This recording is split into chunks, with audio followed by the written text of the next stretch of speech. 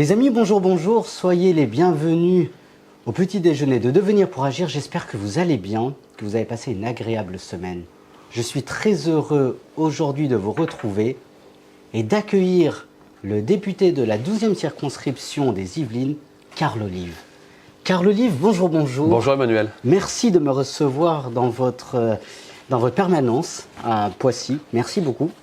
Et je suis très heureux de vous accueillir et que vous m'accueillez aujourd'hui pour parler de votre superbe livre « On n'est pas KO » aux éditions Fayard. Alors on est en pleine semaine, on va le dire aux téléspectateurs. Tout à fait. On sort du marché. Tous les jeudis, c'est l'un des beaux marchés de la ville de Poissy. C'est le marché dans un quartier populaire qui s'appelle Borgard. Pardon de ne pas être en costume, mais là je sors du marché. C'est l'opération terrain. C'est l'opération terrain. En plus, vous êtes président de Génération Terrain. Voilà. C'est ça. Donc merci beaucoup. Je voudrais tout d'abord commencer par une citation de Nietzsche qui décrivait les hommes politiques de la manière suivante. Les hommes politiques vivent dans le mensonge tout en cherchant la vérité. Carl Olive, que répondez-vous à Nietzsche? D'abord, quand j'ai été recruté dans ma vie de journaliste par un monsieur qui s'appelait Michel Péricard, en 1989. Monsieur Péricard était député maire de Saint-Germain-en-Laye après avoir eu une très grande carrière de journaliste. Il m'a dit, dans ce métier, il faut simplement se mettre quelque chose dans la tête. Sache que tu ne sais pas. Donc on est évidemment toujours en quête de vérité. Moi, la vérité, je vais la chercher sur le terrain. Et je passe beaucoup de temps sur le terrain. Parce que je pense que toutes celles et ceux qui sont en prise directe avec la réalité du terrain nous permettent d'avoir des idées pragmatiques et des idées concrètes. Donc je suis toujours à la recherche peut-être du pragmatisme qui se rapproche parfois finalement de la vérité. C'est intéressant ce que vous dites Emmanuel parce que juste avant les vacances, il y avait des bacs de philo. C'est ça. Et il y a toujours un sujet sur la vérité. Et ça s'est encore produit cette fois-ci. Moi-même, en 1987, quand je passe mon bac, je prends un sujet sur la vérité, sur la connaissance.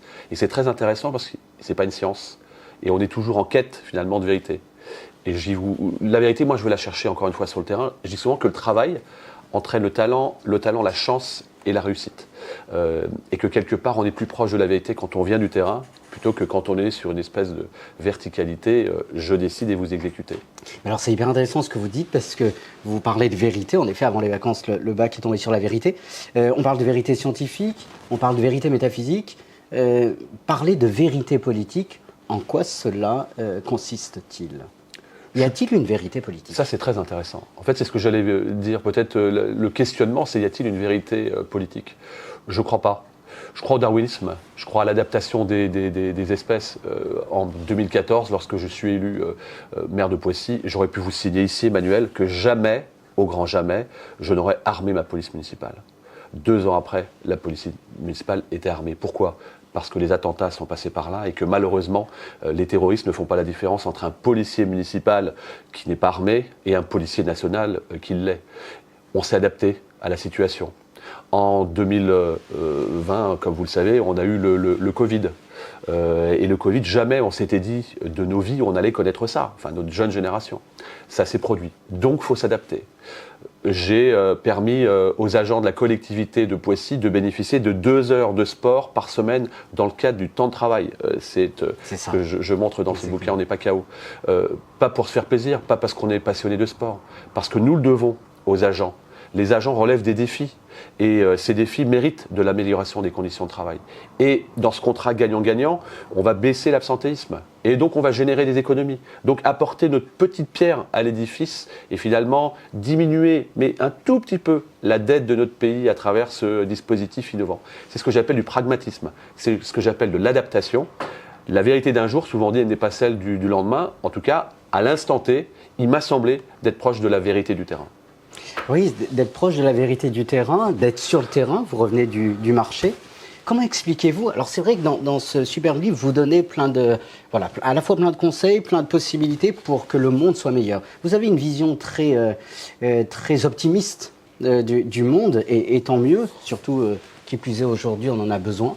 Cependant, comment expliquez-vous le taux de violence dans le pays, dans le monde, mais parlons de la France, qui ne cesse d'augmenter?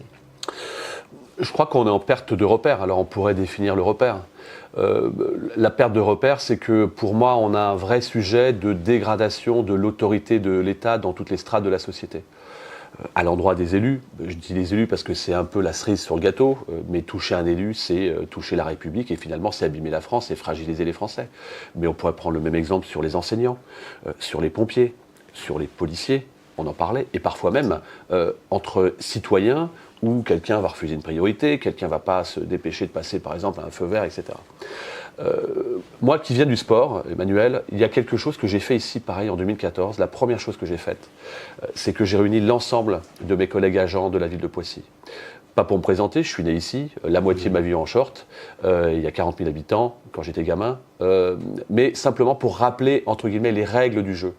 Et je crois que le sujet, c'est qu'on ne connaît pas ou on fait semblant de connaître les règles. Et comme dans le sport, Emmanuel, les règles, elles ne s'interprètent pas. Elle s'applique. Encore faut-il connaître les règles. Je viens du sport, vous êtes sportif. À la minute où on prend une licence au football, on est imbibé par les règles du jeu. Une rentrée de touche au football, elle se fait par la main, la touche, elle ne se fait pas par le pied. Si vous la faites par le pied, le ballon va à l'adversaire. Donc c'est en quelque sorte une sanction. Vous êtes dans le jeu ou en dehors du jeu. Et quand vous êtes en dehors du jeu, vous êtes hors jeu. Et quand on est hors jeu, il y a une sanction. Moi, j'ai filé cette image du sport lorsque j'ai réuni l'ensemble de mes collègues. Et je suis allé plus loin, puisqu'en 2010, j'étais rédacteur en chef de la Coupe du Monde en Afrique du Sud. Et j'ai assisté, je vous le dis avec beaucoup d'émotion, vous voyez, à la dernière sortie officielle de Mandela. Je suis allé à Soweto avec une seule personne. On m'a dit c'est sauvage, etc. Il n'y a rien de sauvage. Aimer les gens, ça ne s'apprend pas dans le dictionnaire. Je le dis d'ailleurs dans le bouquin. Et j'ai passé 2 jours à Soweto, dans ces quartiers dont on dit que c'était des quartiers très sauvages, etc. Absolument pas.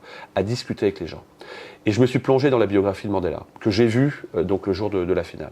Et Mandela, quand il est président de la République, il dit à l'ensemble de celles et ceux avec qui ils vont devoir bosser, je comprendrais que vous ne vouliez pas bosser avec moi, parce qu'on n'a pas forcément les mêmes idées. Je vous demande juste une chose, soyez juste patient, faites-vous votre jugement, et puis derrière, prenez les décisions. Et puis si vous ne prenez pas les décisions, peut-être que moi je les prendrai. Mais soyons patients, donnons-nous le temps, peut-être cette chance de travailler ensemble. Et ça s'est très bien passé. J'ai fait ce texte-là à la ville de Poissy, sans dire qu'il était de Mandela. Et ça s'est très bien passé. Et on n'a jamais eu de difficulté, en fait. Mais j'ai toujours rappelé les règles. Et en revanche, quelqu'un qui était en dehors du jeu, alors on n'est pas responsable de l'état d'âme de l'autre. Et là, il faut des sanctions. Et j'ai pas eu énormément de violence. Alors Poissy, c'est pas un microclimat, hein. Oui. Mais on a baissé par exemple la délinquance juvénile de près de 30%, la délinquance des mineurs de près de 30%, dans les règles du jeu. Vous voulez participer à une association sportive, votre fils a entre 12 et 17 ans, ou votre fille a entre 12 et 17 ans, aucun problème, on va même vous permettre d'avoir 30 € de réduction. Ce qui n'est pas rien après le Covid en termes de pouvoir d'achat. Vous voulez aller au conservatoire, vous voulez faire des études de littérature, on va vous permettre d'avoir 50 € de réduction, à une condition, que vous ayez un comportement citoyen. Et le jour où un jeune de 12 ans à 2 h du matin est sur la voie publique en brisant un abribus, je n'ai pas d'état d'âme à convoquer les parents et à leur dire « Que fait votre fils à 2 h du matin sur la voie publique ?» Qu'est-ce qu'on fait des 30 € qu'il a bénéficié pour aller faire du badminton? Qu'est-ce qu'on fait? Le fait de retisser ce lien avec la famille, qui parfois disparaît alors qu'on passe beaucoup de temps, quels que soient les quartiers d'ailleurs, hein, puisque moi c'est une génération terrain, fait que on s'est retrouvé par rapport à ça. Et donc je vois bien, pour reprendre votre question Emmanuel, pardon d'avoir été un peu long, mais qu'est-ce qui justifie la violence? À mon sens, rien, si ce n'est que la caisse de résonance de ce défouloir qui s'appelle les réseaux sociaux fait qu'on a beaucoup de harcèlement, de violences virtuelles, j'irais sur le papier, qui se traduisent parfois par de la violence réelle sur le terrain. Donc on a une mosaïque finalement d'outils qui viennent polluer le quotidien et qui fait qu'on n'est plus dans le repère et qu'on dit souvent qu'on perd le sens commun. Et à l'arrivée, on ne vit plus les uns avec les autres, mais les uns face à face et les uns contre les autres. Oui, alors c'est intéressant ce que vous dites, mais je me pose quand même la question. Vous êtes à la commission des affaires culturelles et à l'éducation. Alors j'étais aux affaires culturelles et l'éducation, maintenant je suis passé à la commission défense depuis la réélection il y a une petite année maintenant. Ouais. D'accord. Au niveau de l'éducation, ne faut-il pas aujourd'hui rééduquer les parents avant d'éduquer les enfants? Parce qu'on est dans une génération où finalement on ne... Moi qui suis dans l'éducation, qui travaille dans l'éducation, je me dis, mais où sont les parents? Ne faut-il pas les rééduquer? Alors, on a ce qu'on appelle l'éducation nationale. L'éducation nationale, elle est donnée aux enfants. Là, vous parlez d'éducation parentale, et c'est vrai que c'est un petit peu différent. Ce qui est vrai, c'est que tout cela passe par de la rencontre, tout ça passe par de l'explication de textes, et ça passe effectivement par de la communication. Donc, effectivement, des contacts les uns les autres au quotidien. Ici à Poissy, alors je parle de Poissy parce que je connais bien Poissy.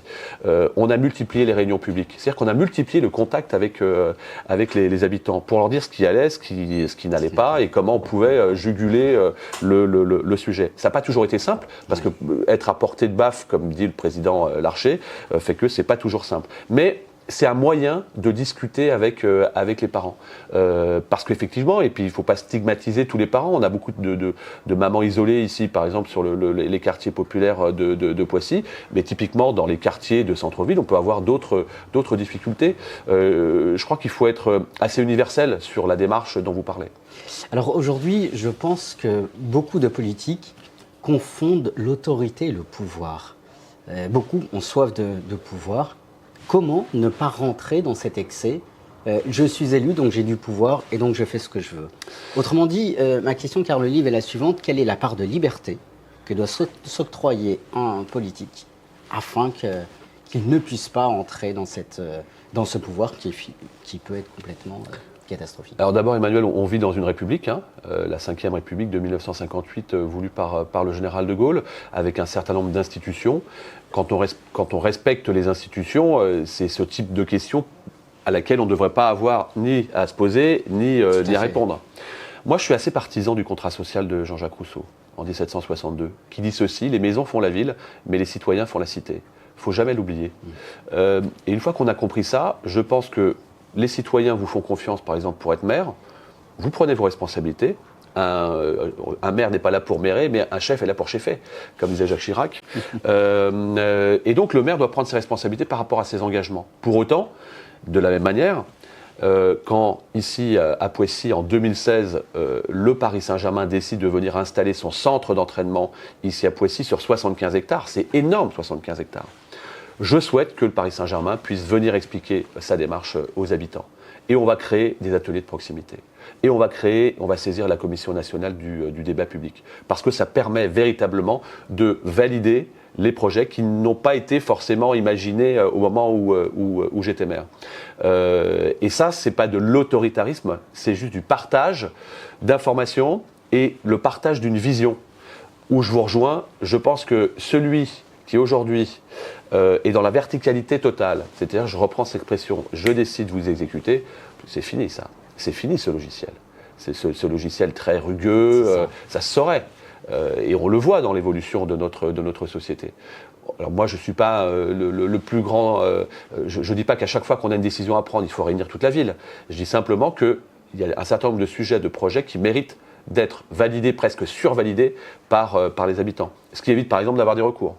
On peut ne pas être d'accord. Moi ici, j'ai fait des promotions de logements qui me paraissaient bien. Les habitants voulaient avoir des balcons avec d'autres typologies, par exemple de garde pour les balcons, de garde-balcons. On a changé les garde-balcons. Et puis il m'est arrivé de prendre des décisions que je pensais bonnes pour la ville et qui se sont avérées ne pas être bonnes pour les habitants. Alors on a changé les choses. Et ça ne s'est pas passé. Qu'est-ce qu'une erreur politique? Vous parlez des erreurs que vous avez pu faire. Qu'est-ce qu'une erreur politique et une faute politique? Alors d'abord, ça va nous amener sur quelque chose qui est très intéressant, il me semble, Emmanuel, c'est l'humilité qu'on doit avoir. Parce qu'encore une fois, ce n'est pas une science. On n'est pas omniscient. En tout cas, encore une fois, et je reviens sur la question précédente, Emmanuel, celles et ceux qui pensent qu'ils sont omniscients ne durent pas longtemps en politique, parce qu'ils sont vite rattrapés par la patrouille, par celles et ceux qui leur ont permis d'être en place. Une erreur politique, c'est quoi? Je ne dis pas une erreur politique, une erreur une vraie fausse bonne idée. Nous avons ici à Poissy un parking à côté de la piscine qui fait à peu près 500 places, qui est un parking gratuit, qui se trouve à 1 km à vol d'oiseau de la gare de RER E, RER A à Poissy. Et à côté du RER A, nous avons un parking avec une délégation de service public qui, lui, est à moitié occupé. Je me suis dit que ce serait bien de mettre le coût du parking de la piscine à 1 € la journée. C'est pas grand-chose, 1 € la journée. Pour inciter en fait un certain nombre de personnes, considérant et constatant que le parking n'était plus gratuit, de venir finalement se garer dans la délégation de service public à la gare. Et on sort de la gare, on prend son train, quoi. D'autant plus que 80% du stationnement de la piscine était fait par des personnes non pissiacaises, non habitantes de Poissy. C'était, je crois, une très très belle idée. Sauf que ce que je n'avais pas imaginé, c'est que les 80% qui venaient pas de Poissy, eux, s'en contrefichaient de payer au stationnement de la piscine pour aller finalement payer à la gare. Et donc, qu'est-ce qu'ils ont fait ? Ils ont quitté le parking, mais ils ne sont pas allés à la gare. Ils se sont garés dans les rues adjacentes, gratuitement, autour de la ville de Poissy. Avec, là, pour le coup, une grande contestation, compréhensible, de l'ensemble des habitants qui, pour le coup, sont pissiaquais. Ce que j'ai fait, c'est qu'un mois et demi après, j'ai dit « Ok, les pissiaquais, je pensais que c'était une bonne idée. C'est pas forcément une bonne idée. Je reviens en arrière, je retire ma décision et on repart comme avant. » Voilà ce que c'est, non pas une erreur politique, mais simplement l'humilité, la lucidité de comprendre qu'en politique ou dans l'engagement local, on a le droit de se tromper. Et je crois que les Français sont capables de tout entendre. Ce qui va bien, ce qu'on peut mettre en place, ce qui ne va pas. Simplement, ce que les Français demandent, c'est quand on n'est pas d'accord, de dire pourquoi on n'est pas d'accord, et quand on est d'accord, à partir de quel moment on va pouvoir mettre l'action en place. Alors, en vous écoutant, on se dit, mais c'est merveilleux, on devrait avoir tous un député ou un maire comme vous. Aujourd'hui, dans quelques semaines, va commencer la grande campagne des municipales. Ma question est la suivante, car le livre, beaucoup de jeunes, la nouvelle génération, ne croient plus aux politiques et en la politique. Que leur dites-vous aujourd'hui ? Comment peuvent-ils encore vous croire ? Et je ne parle pas que vous, mais vraiment tous les politiques. Comment peut-on encore croire dans nos politiques alors que beaucoup parlent, très peu agissent, et finalement il y a des promesses qui ne seront jamais faites. Je reprends ce que disait Diderot, l'homme vrai est celui qui met ses actes en face de ses mots, et vous avez raison dans ce que vous dites, et je comprends notamment cette jeunesse qui ne croit plus en rien, elle a déjà du mal à croire en elle finalement, avec un manque de repères, je dirais dans sa propre croissance, dans son propre rapport à l'éducation, dans son propre rapport à l'autre, donc je comprends cela. Je mets un petit bémol sur ce que vous dites, si je me permets, Emmanuel, c'est qu'il y a une corporation qui est encore légitimée par les Français, c'est bien celle des maires. Parce que les maires sont en prise directe avec la réalité du terrain. Ils sont des fantassins de la République. Un maire, il est à portée de baffe, il est à portée d'engueulade. On peut le voir, le maire. Moi, quand je vais au marché depuis maintenant presque 18 ans, systématiquement les jeudis et dimanches ici à Poissy, je me fais engueuler en me disant on n'est pas content de ce que vous avez dit ou ça, c'est pas une bonne décision. Mais derrière, je sais que les Pissiaquais sont contents de m'avoir vu. Et on a fait 75% aux élections, et c'est le meilleur score en Ile-de-France. Parce que ça fonctionne. Parfois, on a fait des réunions publiques, 120 réunions publiques. C'est pas, parfois, on ressort de là, on se dit, mince, on est à Harlem ou... Bah non, mais les administrés sont ravis de pouvoir échanger et ravis d'être dans la confrontation, avec le respect que l'on doit. Maintenant, où je rejoins ce que vous dites, c'est que, effectivement, et je le vois de plus en plus, et ça m'a frappé quand je suis devenu député, c'est qu'en fait, quand vous devenez député, vous êtes plus en prise directe avec la réalité du terrain, mais vous êtes finalement catalogué dans un tiroir ou dans un couloir. La vérité, c'est que quand on est député, et encore aujourd'hui, cher Emmanuel, au moment où on se parle, c'est que le sentiment que j'ai, c'est que pas tous, mais la majorité des députés considèrent que le parti est plus important que le pays. C'est ça l'une des grandes difficultés. C'est incroyable. J'ai fait une proposition de loi sur le gaspillage que j'avais et qui m'avait été soufflée par mon ami Arash Derembach du côté de Courbevoie. C'était une très belle idée, un très beau projet de loi. Et je l'ai proposé aux collègues républicains, je fais partie du bloc central. Le collègue républicain m'a dit, sans le nommer, c'est une très très belle idée. Et donc on va travailler ensemble. Quelqu'un qui est en plus très, très sensible à ce sujet dans les Hauts-de-Seine. Il est revenu me voir 10 jours après, il m'a dit non, c'est pas possible. Mon chef de groupe m'a dit qu'il ne voulait pas travailler avec la majorité. Donc autrement dit, il n'y a plus de bonnes idées pragmatiques. J'ai une idée de gauche, je ne peux la traiter qu'avec les gens de gauche. J'ai une idée de droite, je ne peux la traiter qu'avec les gens de droite. Je suis désolé, c'est pas comme ça que ça se passe. Et je vais vous dire, si Raquel Garrido, ancienne députée LFI, et moi je suis assez adversaire de LFI où je considère que 10 mensonges n'entraînent pas de vérité. Bref. Mais Raquel Garrido, qui était une députée LFI très respectable, quand elle dit que l'éducation des jeunes ne se fait pas au pied des immeubles et à l'université, pardon, je dis oui, chers collègues députés, vous avez raison. Et si Madame Le Pen me dit que le soleil est jaune, je ne vais pas lui dire non, Madame Le Pen, le soleil est bleu parce que vous faites partie du Rassemblement national. Et on a un vrai logiciel qui, à mon sens, n'existe pas encore en France comme il existe dans d'autres pays, mais qui existe dans les conseils municipaux.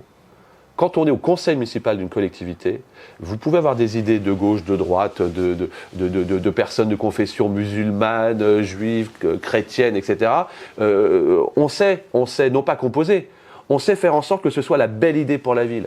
Je vous donne un exemple. Lors de mon premier mandat, une collègue de l'opposition de gauche avait mis en place un dispositif qui s'appelle Flora.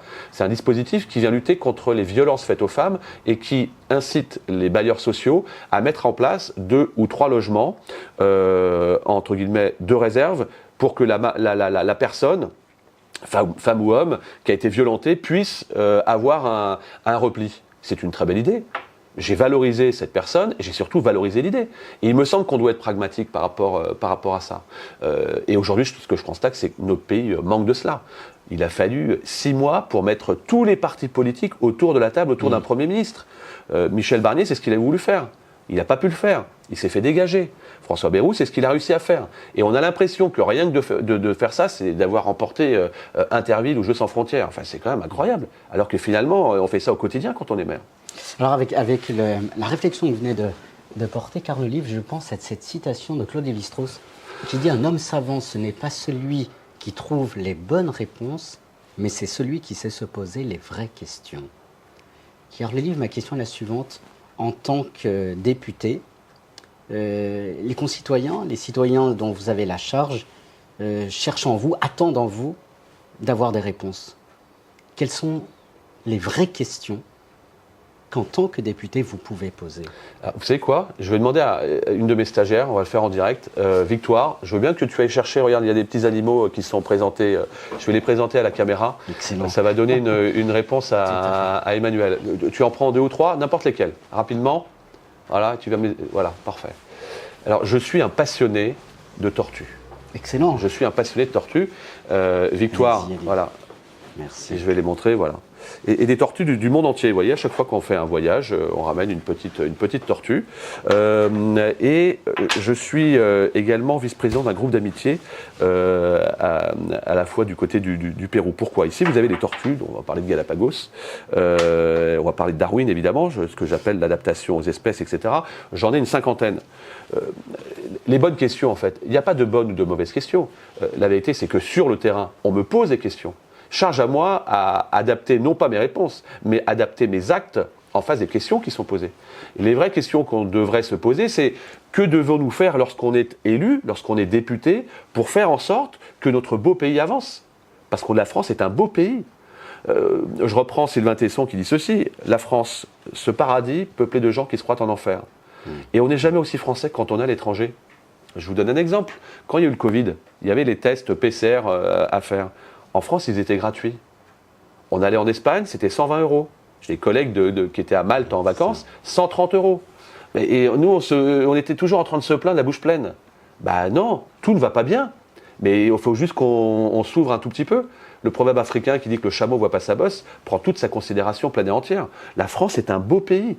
Et toutes les décisions, moi, que j'essaye de générer, que j'essaye de pousser, alors quand on est maire, c'est 100% exécutif, quand on est député, c'est 100% législatif, ma seule boussole, c'est comment je peux faire avancer la France, comment je peux améliorer le bien vivre ensemble dans ma ville. Donc vous avez la réponse.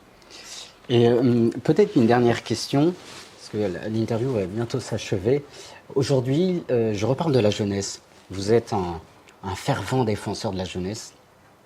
Que pouvez-vous lui dire aujourd'hui, cette jeunesse qui a peur de s'engager? Engagez-vous. Engagez-vous les jeunes. Défoncez les portes. Cessez de commenter. Engagez-vous par des actes. Venez nous rencontrer. Venez nous rencontrer. Venez proposer vos solutions. Venez nous engueuler. Mais venez échanger. C'est très important. Il n'y a rien de tel que le silence. Le silence est ahurissant, le silence abrutit. Et le silence, je crois, rend fou. Il faut être bavard. Il faut être bavard et pouvoir échanger, être dans la contradiction. Et puis venez proposer plein de choses. Moi, j'ai 3 garçons, de 29 ans, de 25 ans et de 12 ans. Je me nourris beaucoup de leurs réflexions. Parce qu'avec leurs jeunes, souvent, ils viennent me dire « Le daron, là, tu es complètement à côté de la plaque. » Et je leur dis « Mais qu'est-ce qu'on fait alors ?» eh ben, on essaye d'améliorer les choses. Et moi, je crois en cette jeunesse. Et j'invite cette jeunesse à venir encore une fois bousculer les traditions et venir quelque part aussi nous autres nous bousculer. Parce qu'encore une fois, comme le disait Saint-Exupéry, l'héritage, c'est vous. On est de passage, l'héritage, c'est vous. Merci infiniment, Carl-Louis, de m'avoir reçu. Merci pour cette belle réflexion que vous nous avez partagée. Les amis, merci beaucoup de nous avoir suivis. Je vous invite vraiment à vous procurer le livre du député Carl Olive, On n'est pas KO, car vraiment, on n'est pas KO. Toute la jeunesse, vous la jeunesse, l'avenir est entre vos mains. Donc construisons ensemble cet avenir, car l'union fait la force. Merci infiniment pour votre fidélité. À très bientôt. Ciao, ciao.